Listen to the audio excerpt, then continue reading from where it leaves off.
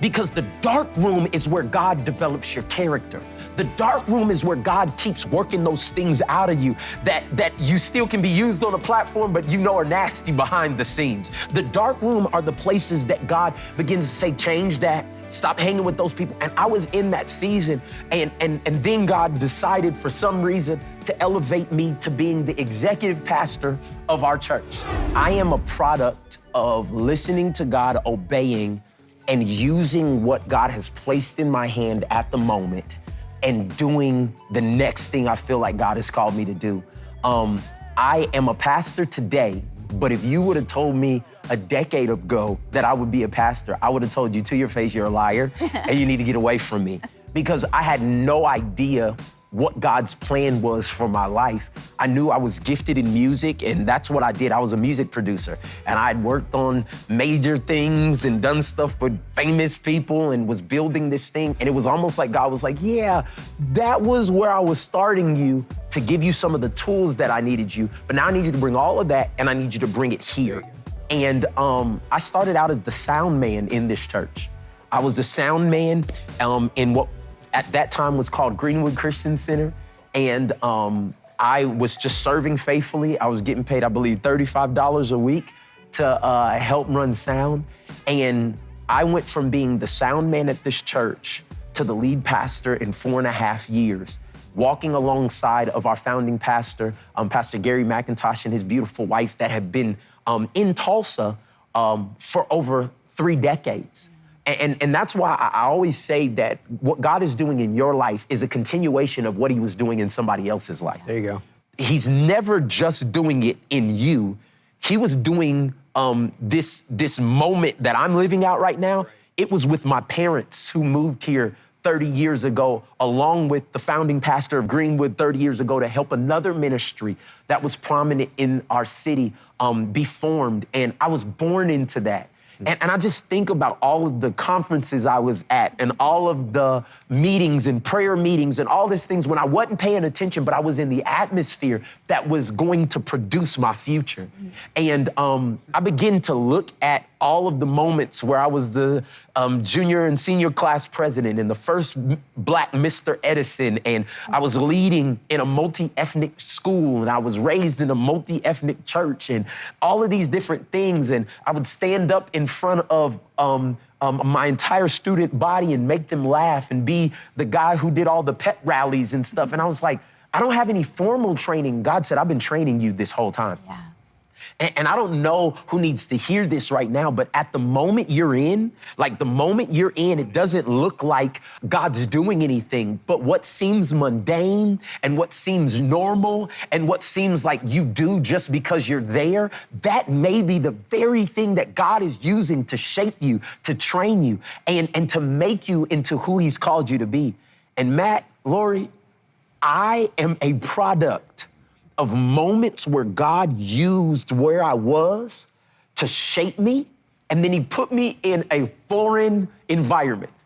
I knew church from playing drums and being a part of plays and stuff like that, but leadership? Oh no. And I was on the fast track in leadership in this church where within a 4-year period, not because I wanted the platform, not because I wanted to be anything, I was just serving where I was at. And I went from the sound man to I started working with the youth. And I went from working with the youth and doing a youth ministry called Soul Fly, Sold Out Free Life Youth.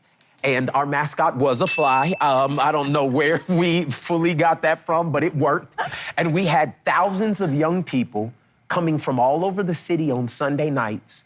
And I would do what I do on Sunday mornings, I would do to them in a season where God was allowing me to develop. And that's why I always tell people, like, the dark, the not being seen, the nobody knowing who you are is on purpose, because the dark room is for development. You just think about it. You guys know that right now, all of us have cell phones, and if we want to take a high quality picture, we can pull out our cell phone right now and take it and have it. But just a few years ago, to get a high quality picture, you would have to take the picture, and then you would have to, on the instant cameras, roll it back. And then after you took all your pictures, you had to take the film out and take it to a place that had this one specific area, a dark room. Because the dark room was for it to actually be developed. And in my life, people think that I'm somebody that just came out of nowhere, but I've been in the dark room for a decade. Come on now. I've been in a place with no exposure, that God was developing me. See, if you get too much exposure too soon, it ruins that image. And I think the thing that in our generation where people are popping up, it seems like some people are popping up, but anybody who's an overnight success, I always try to figure out how long have they been in the dark room? Yeah. Because the dark room is where God develops your character. The dark room is where God keeps working those things out of you that you still can be used on a platform, but you know are nasty behind the scenes. The dark room are the places that God begins to say, change that. Stop hanging with those people. And I was in that season, and then God decided for some reason to elevate me to being the executive pastor of our church. And I said, I literally looked at our pastor and I said, what does that mean? He said, I don't know, but we'll figure it out together. Wow. And he started inviting me into business meetings and to make day-to-day decisions and to help plan sermon series and to do all of these different things in our church that was planted in the hood of Tulsa, because our pastor had a vision to come there. Tulsa, though it's known for a lot of amazing things, it has a very dark history.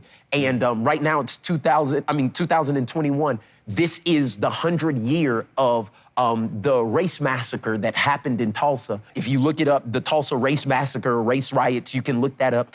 And there was a huge division racially in our city. And if you don't know this, our pastor that founded this church is a white gentleman. And he felt that God told him and his wife, Pastor Debbie, in 1999 to go to North Tulsa and reverse the curse. And that whole thing started on Greenwood Street. Come on now. So they named the church Greenwood Christian Center. And 16 years, they poured their life into this. And then they felt at some point I was supposed to be the one to help them with this journey. And it's just funny how God works, that they begin this process. I become the executive pastor of the church, and I'm about to leave to go to New York, LA to follow my passion in music. Because I felt like, okay, I've done the church thing. I've helped my parents in ministry. I've helped them in ministry. Now let's do something else. And I came into that meeting and they said, we don't believe we have the vision for where this church is supposed to go next. I said, wow, that seems like something you really need to pray about. and they said, we think you do.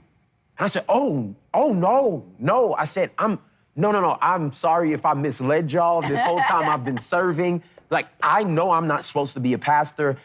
My words verbatim was, I don't even like people that much. That's what I said to them. And he said, but don't worry, it's a 5-year plan. This is 2014. Don't worry, it's a 5-year plan. And I was like, okay, good. I might have time to go back to seminary or try to figure out some things. This is September 2014. I became the lead pastor February 1st, 2015. Lord have mercy. 6 months later, I become the lead pastor. At TBN, our mission is to use every available means to reach as many individuals and families as possible with the life-changing gospel of Jesus Christ. Thank you for helping make the gospel of grace go around the world. Without you, we couldn't do it. God bless you.